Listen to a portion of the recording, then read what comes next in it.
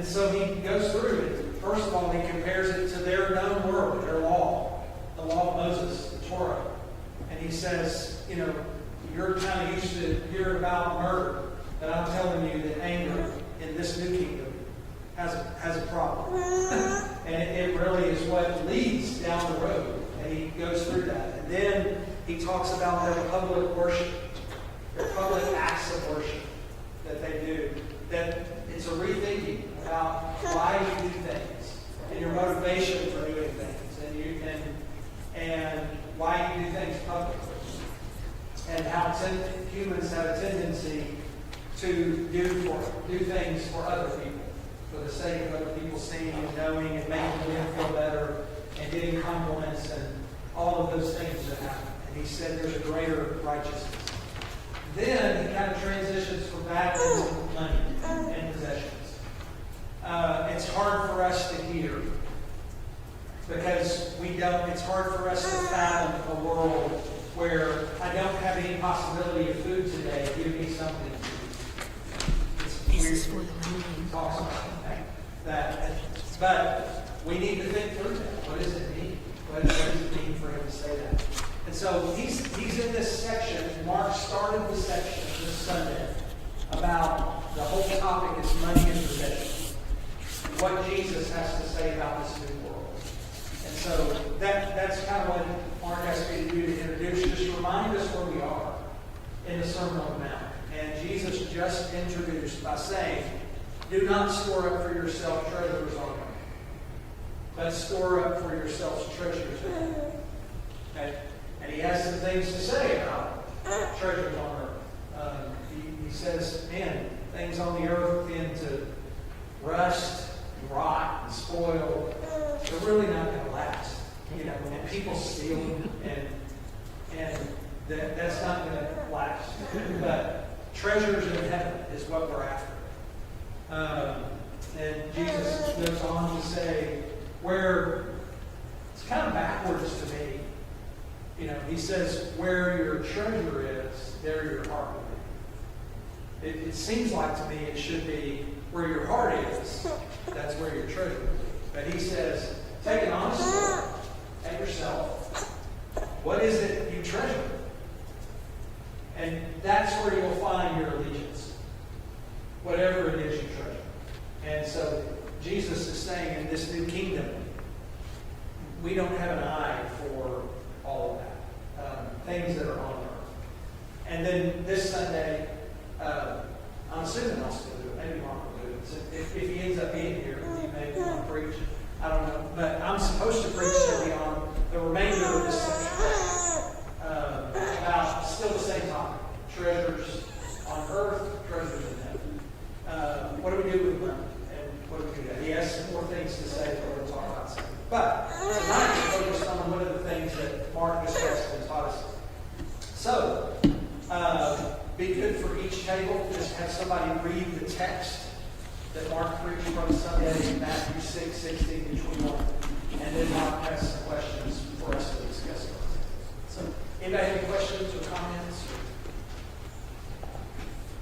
We'll probably stop about 10 till, and then any of us that can go over and I'll move chair to Johnson's house will do that. But yeah, go ahead and have a discussion. I'm going to sit at this table and discuss with myself. We can get you in here.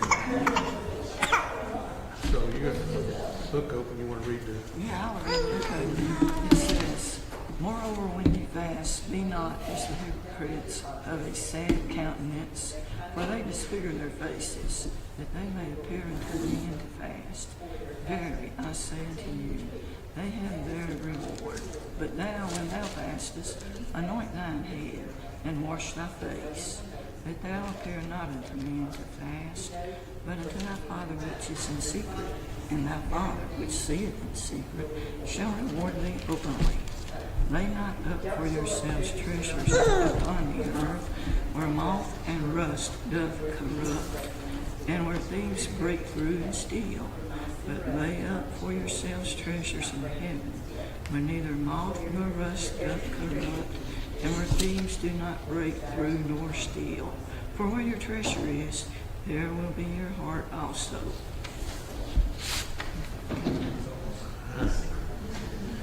So, that said, it says, Jesus seems to assume that his followers will fast.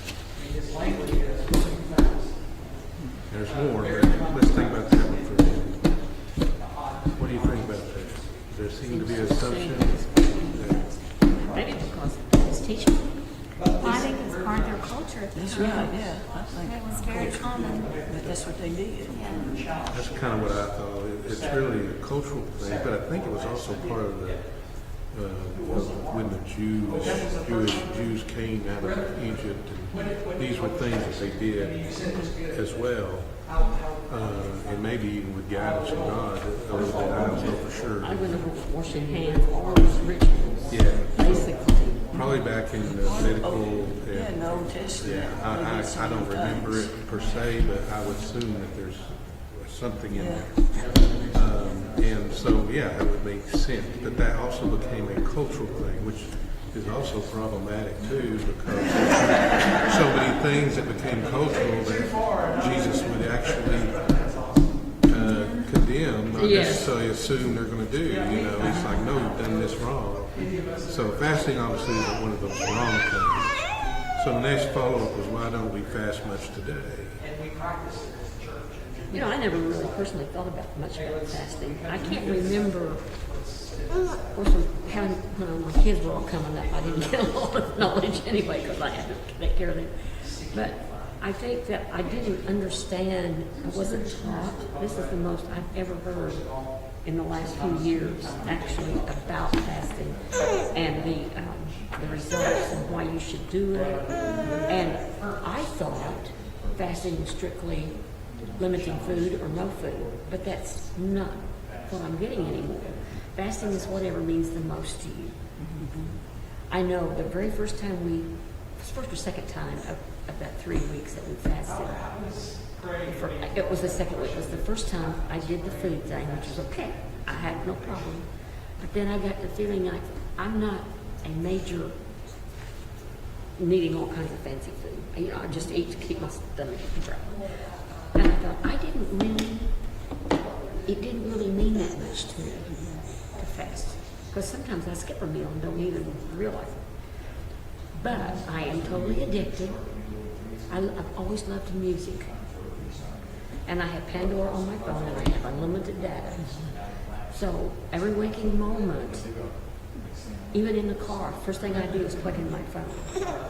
So the second Saturday, besides the food, I gave up my phone. I thought the day was never going to end and Sunday ever come. Your phone or music? The music. Okay. Oh, the phone is just, Yeah. it's just an unnecessary evil. But the music, that's where I'm coming from. So to me, that was more meaningful than giving up food. So we don't have to, it's whatever is in our heart, whatever drives us to give it up. Well, I think you just answered the question. It's a soul searching of what your attention is on, Right. rather than that you could be mistakenly placing a little higher than you meant to. You know, because we know God's supposed to be our forefront thought, and if we got something up there pretty high, then it rivals, and that's like a false god, I guess you'd say. So that's what I think of it when I hear fasting, and also culturally, our background in this country is we're from immigration, you know, still are today with people coming across the border, but our immigration was historically a long time ago, you know, our forefathers, and when they came here, I'm sure they had plenty of fasting moments. Yeah, not kind fine. of a forced fast, you know what I mean? And so food was not one of those objects that you needed it, but it was not, you know, something that they had It plenty was of. expected. Right. You said, So as we went along, culture we got more advanced, and you know, the fasting thing never crossed anybody's mind culturally, and you know, instead it's always be thankful and and that might answer the question, I think it was a question of Tommy. It was a statement. He thought it was a reverse about that. Okay, why is this important to Jesus? Because when you make the decision, it's from your heart. Right. It's not somebody that's told you have to give up a meal or 2 meals or 3 meals to serve me. It's got to be your decision. It's a reordering and restructuring of your life the way it needs to be for God, is the way I see it. But there's also, I actually was doing fasting before we did it here because of intermittent fasting. And, so I had become familiar with food fasting anyway. But like you said, there's other ways to fast because there's other things that get in the way sometimes. And we weren't doing it because we were trying to focus on God. We were focused on self Yeah. in that, intermittent fasting that we were doing. So that was a change for me. It was, well, I'm not supposed to be thinking about myself. Well, what I did on that, I'll be honest with you, what I did is I'm a Mountain Dew-aholic. You and Tyler. My grandson. Except I drink diet version because I'm diabetic, but I drink it a lot, and so I purposely put that aside, because I need to drink more water anyway, and that was a good way to work on my health as well as put it in perspective of what it really is.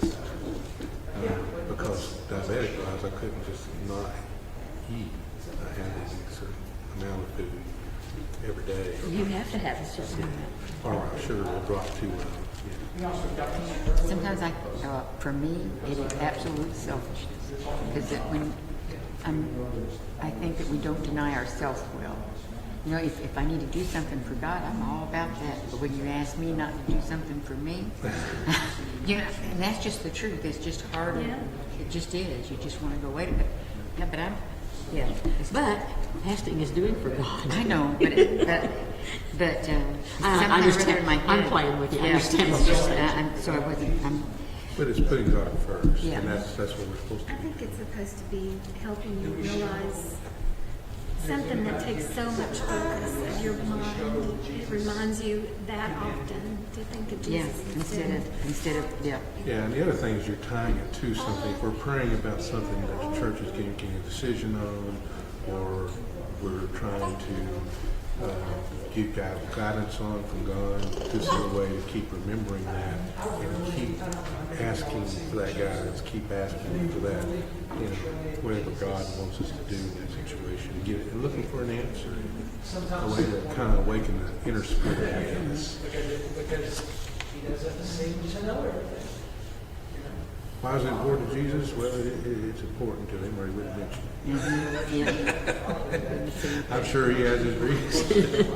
I think it's because he wants us to remind. Because anything that, especially food, you're going to eat every day usually. So you're going to think about food. So the more often you think about something and you switch it to Jesus. I remind myself that it comes from the Lord. That the Lord has given me everything I have. Yeah. And if it wasn't for him, I wouldn't have it. Yeah. I think that's why we're so abundantly spoiled. yeah. We're so blessed that we're used to having it all. I frequently thank God for just my place, my home, my family, church. I go through all that, and I thank Him often for all of those things. And I mean it. I mean it. I don't just say it because I think I should. I say it because I really feel it. And I think that's what is important. Jesus is the motivation. It seems to be key when it comes to giving, praying, and fasting. What motivates you to say those things and do those things? Motivation is why you're doing it. We're told to do what we do for the glory and praise of God and to please Him. Absolutely. Right. And He's the reason that things are the way they are. And He tells us, if you do these certain things, He will remember it. He will reward it. But don't take that for granted.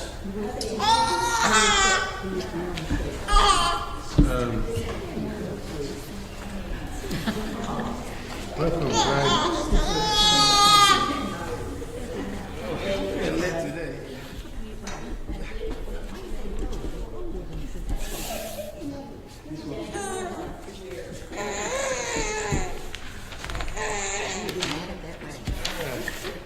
moving number 3 here. Jesus talks much about his Father. Obviously, Jesus had a close relationship with God, the Father. Is it harder for you to conceive of God as close, caring Father, or as a sovereign, all-powerful being? Good question. How do you see God? I think we learned how to see God through Jesus' eyes too, by the way. How do we see God?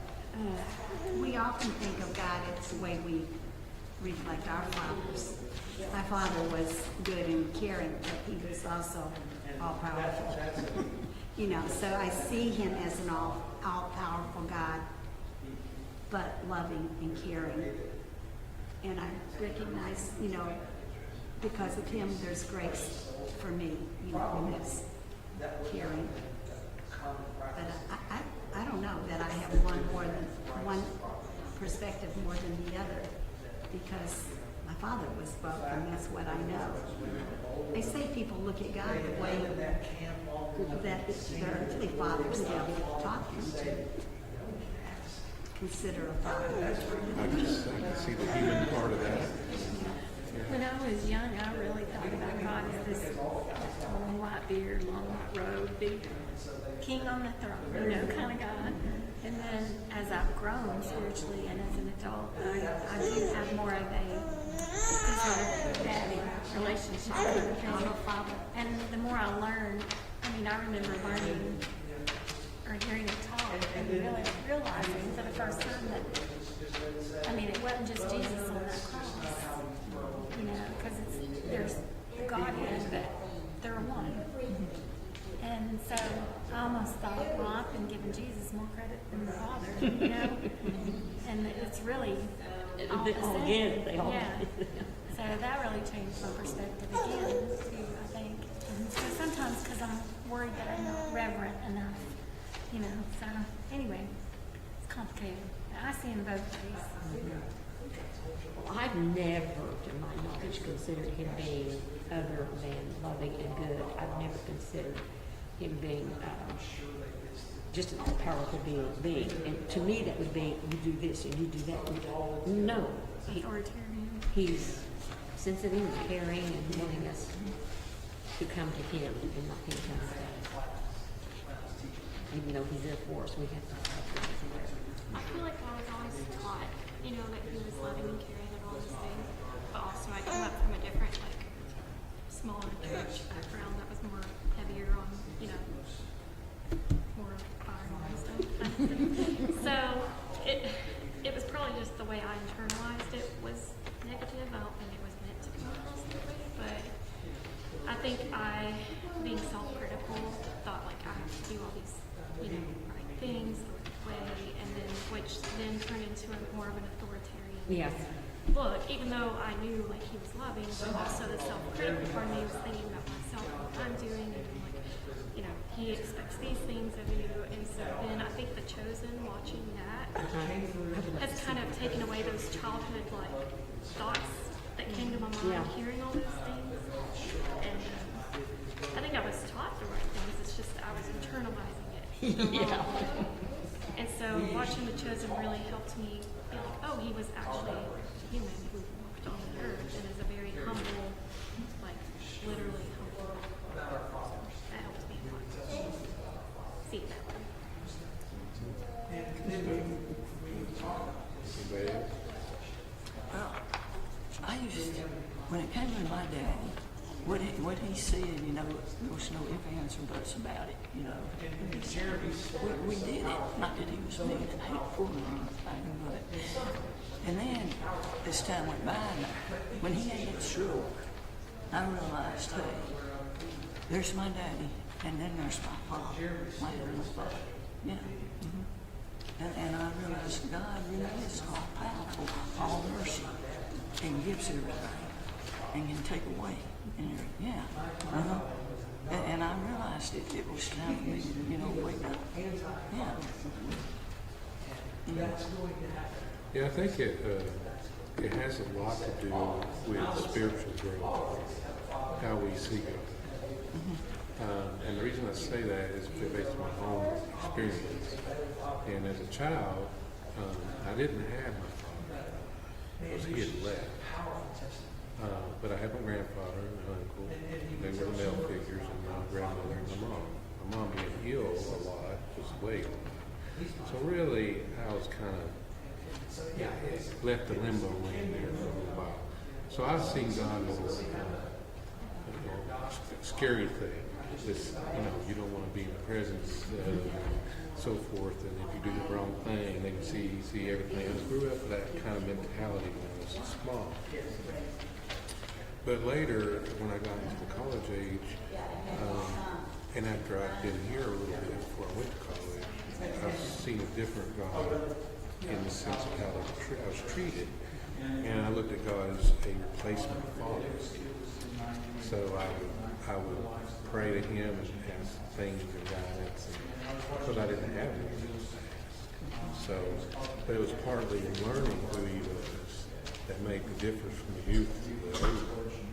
And then now that I'm even more mature in those days, in a spiritual way as well as age, I have a hard time distinguishing between Jesus and God and the Spirit. I really do. And I find myself talking to God more than I do Jesus or the Spirit in prayer. But they're there, and and Jesus is my avenue to God, and I know that. But I'm loving all of them at the same time. So I get that in my mind, but I end up talking to God the Father for those, because I seem to think that that's where it all began, And the more you study the Bible, the more you see that interaction of God's plan and God's this and God's that. And Jesus is part of it, but He's a specific part of the plan and is given the right hand. So it's hard to decide how to sweet it up, but I guess it don't matter if you just have a heart for it. So does that all make sense? I remember Anita Drennan teaching us when I was young that you're learning to submit to the authority of your parents, and then submit to the authority of teachers in schools and police officers and that kind of thing were the first steps to learning to submit to the authority of God. I thought that was really wise. Yeah. And so it helps if you have that stepped up process. And if you haven't learned how to submit to other authorities, you're going to have a hard time submitting to the authority of God. Exactly. It will be foreign to you. Yeah. I think we kind of discovered, talked about it, the other thing here too we didn't read, that's, what from your upbringing and background makes it harder. I think we covered all that. So moving into 4, we're now into materialism, and I guess this is the part where he's talking about don't store up your treasures on earth where thieves can take it and moths can eat it and whatever dust collects on it and corrosion grows it. It says materialism is a real issue both in culture and the church. What can we do to combat the threat of materialism in both our lives and in the kingdom of God? Well, to not collect so much because it becomes clutter, and when you no longer need something or can use it, but yet it can still be used, to give it away. Give it to somebody who can use it and needs it. Because there's somebody out there somewhere, and it's usually somebody closer than you realize, whether it be family or your neighbors or strangers or whoever. Yeah. I do physical therapy for my hip, and there's a particular pair of pants, I have 2 pair, that I wear to work if I know I'm going there, because they're flexible. And not before last, I dreamed that I gave those to Carm accidentally. Yeah. And so me and Mariah drove all over Knoxville to all the Carms, trying to find my pants and buy them back.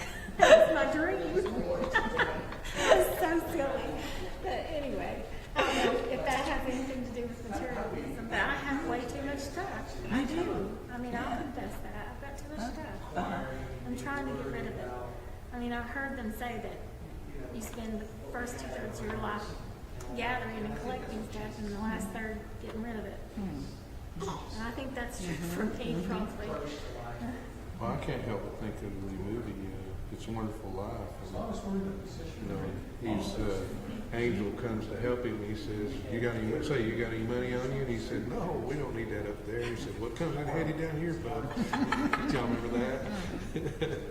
So it's a matter of if that's where our hearts is, then we're going to worry and think of things that are not appropriate in a worldly way, not a heavenly way.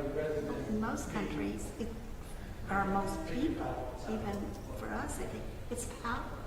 Yeah. It's power. Your and gratification, self-gratification. Right. But when you look at worldwide, you're better off if you've got more money.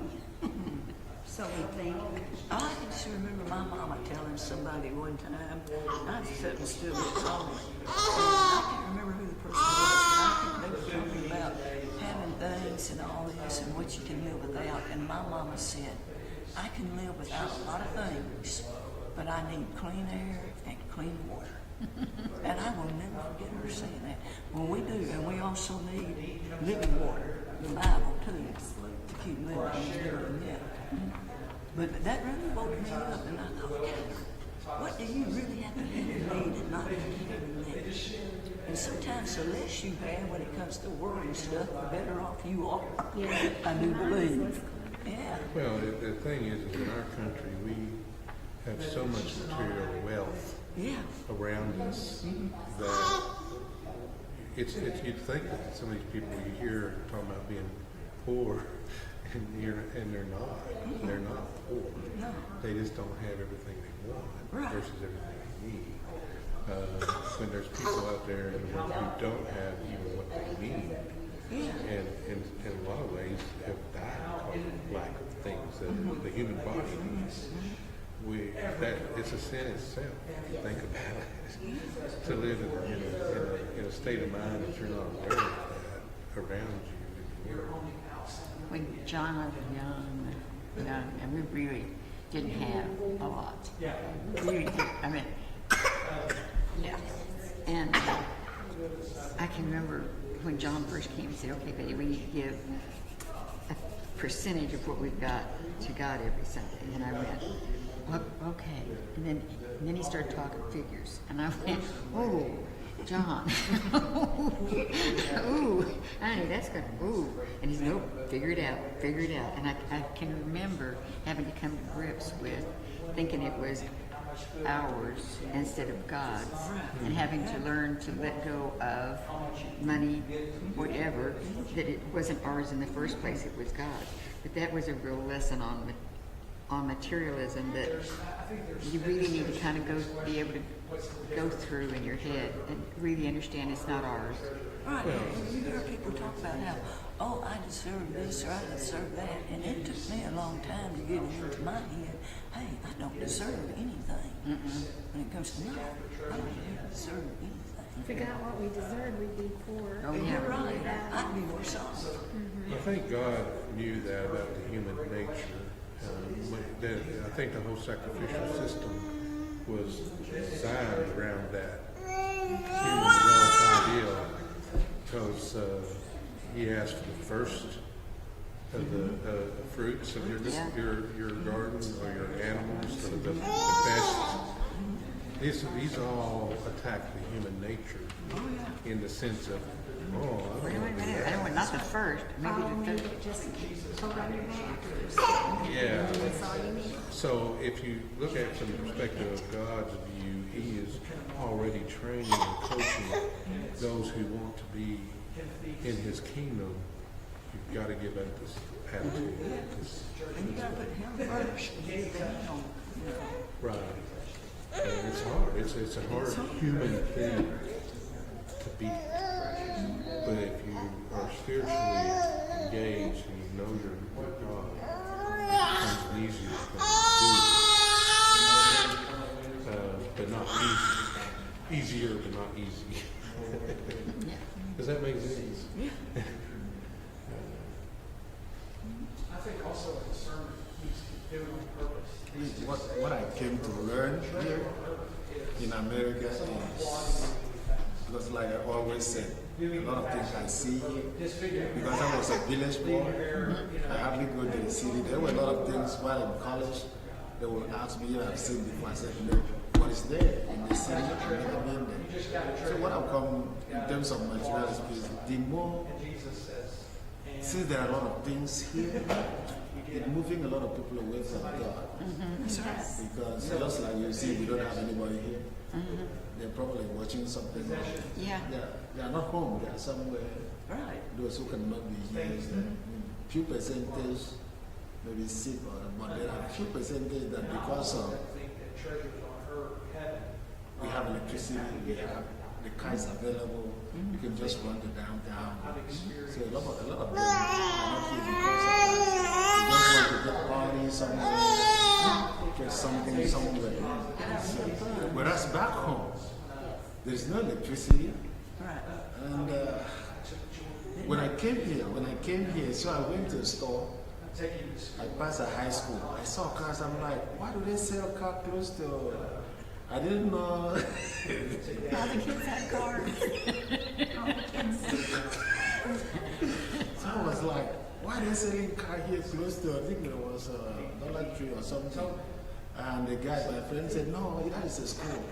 My school, they have this much teachers. And he said, no, it's kids. I'm like, kids. We've had that same conversation prior. Like, why do those kids have those cars? I'm like, back home, a lecturer. The same days of a lecturer in university don't have a car. So why would a kid have a car? So because of the availability of this stuff, a lot of people are a little bit far away from God, far away from the church. I agree with you.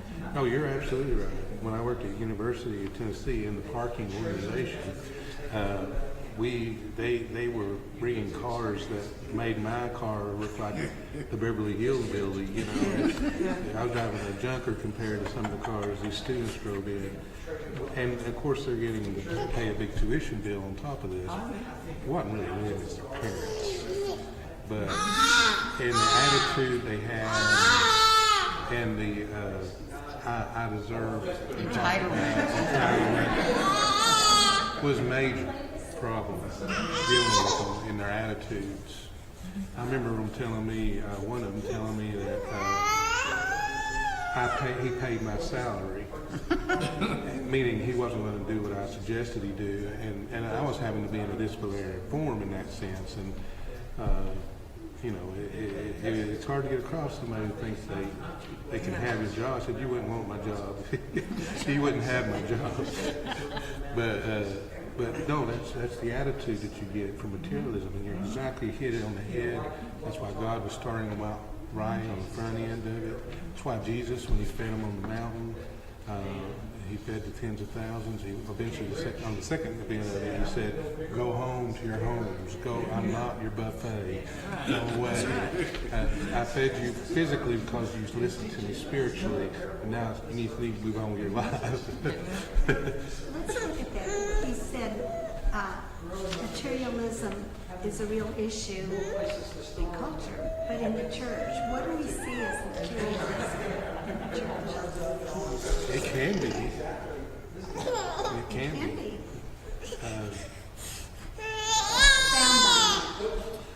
Well, some churches seem to can't build big enough churches. Buildings, yeah.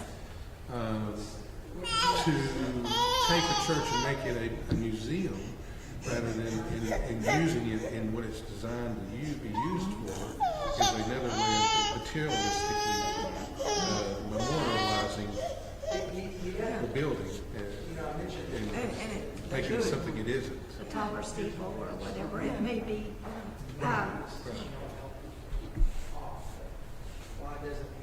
Why? Is it to draw people? Yes, it's more about, instead of becoming about God, it's to become so attractive that we hit the most modern culture. People like, especially my age, who want to just sneak in there, have almost entertainment to an extent. No accountability. Yeah. You can sneak And in. then, yeah, in a comparison game, it's almost like they're competing Yeah. even. Yeah. About can who see can that get happen. who can get the biggest, the bestest, the most people, which in turn gives the most money, and then Right. it's up to them what they do with that. It's kind of what you're thinking about it when the day of judgment comes and then Jesus says, "What did you do for me? At least you did for these, you did not do for me." And in the same sermon here, guys, you can have this huge church and you can say, I give money every time I visit and so forth, but you're not paying your way into heaven. You're not doing anything like that. It's about your heart the whole way through and where you really looking to help people. So, yes, that's why we have letters to the churches. You're lukewarm. I spit you out of my mouth. And how you're thinking, how you're acting versus. So that's materialism that's interfering with that. I don't feel this way at Arlington at all. But growing up, I know a lot of times materialism was trying to be like everybody else in the church. You know? Everybody had to dress a certain way, you know, and Yeah. it just was, everything was, you were trying to keep up with each other. It's a status symbol. As opposed to how many people can we feed, how many Right. are on the streets, how many kids need to go on to school. Exactly. A kid succeed in school. Yes.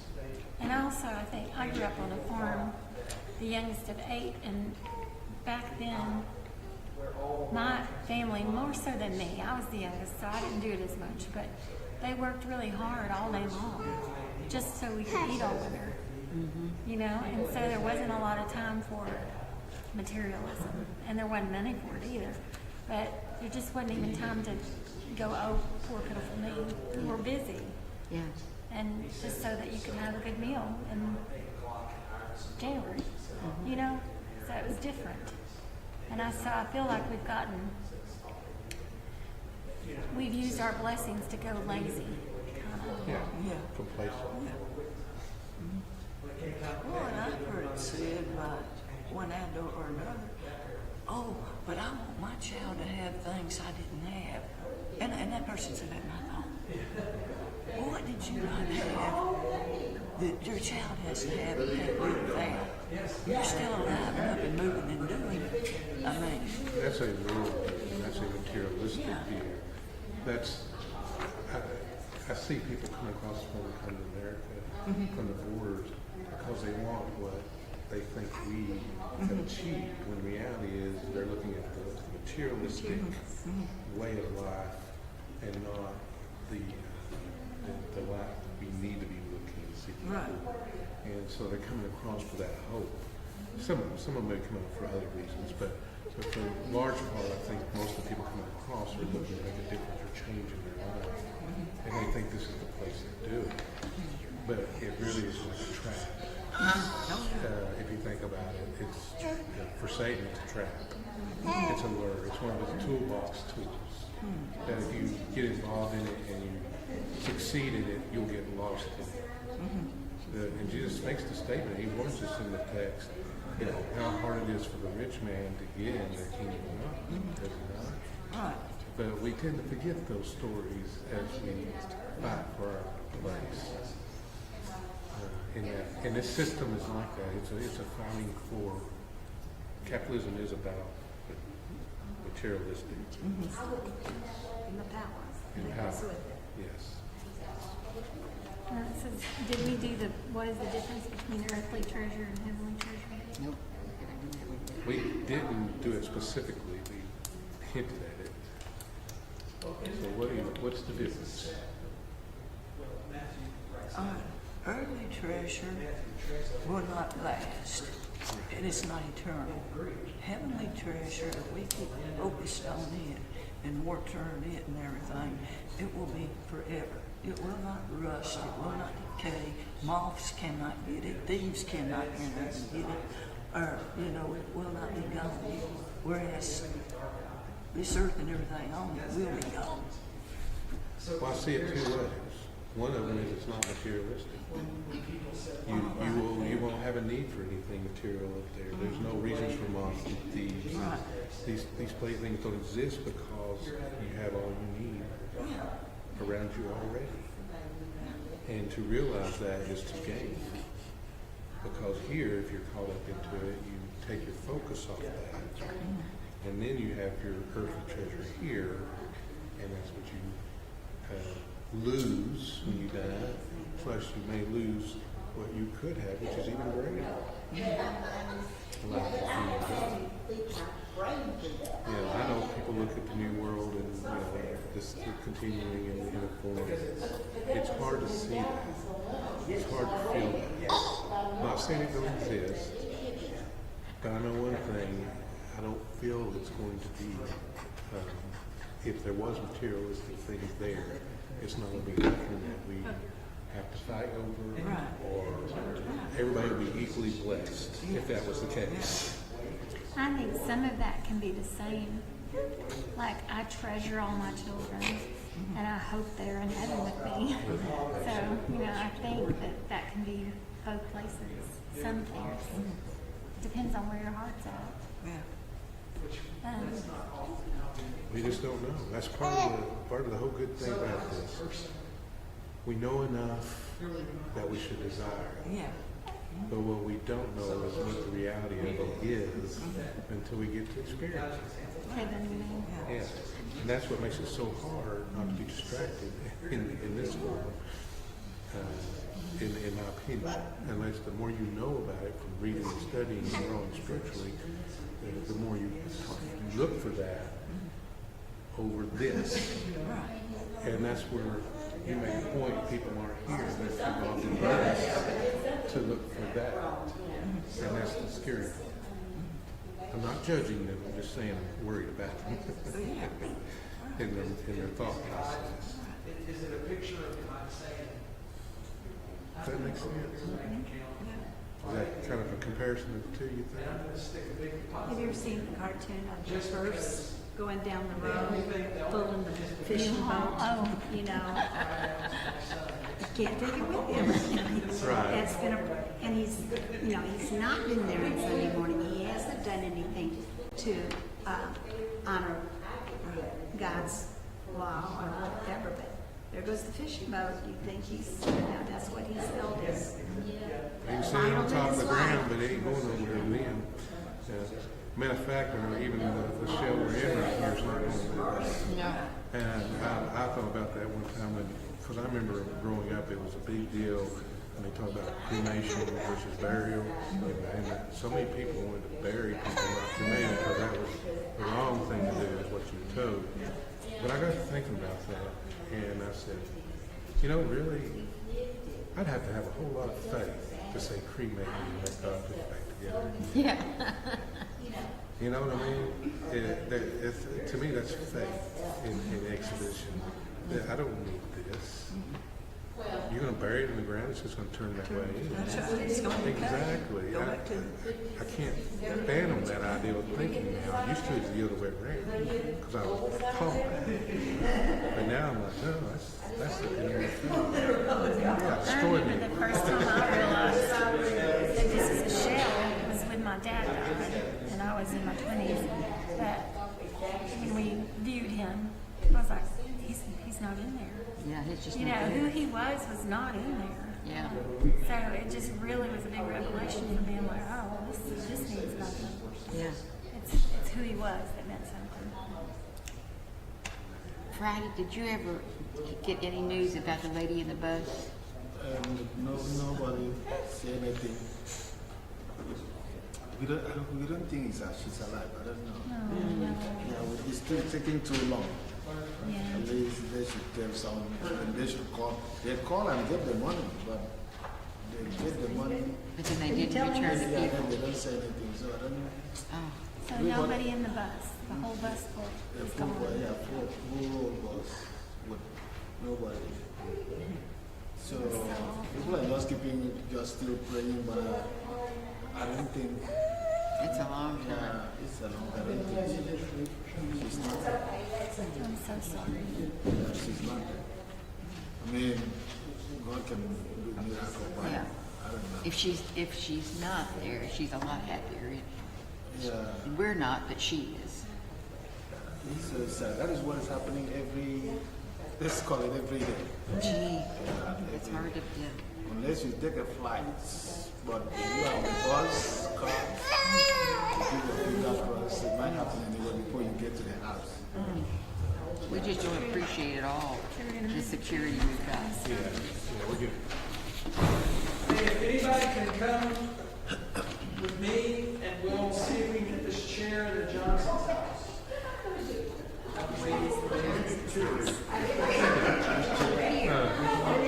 Jacob's still in there too. That's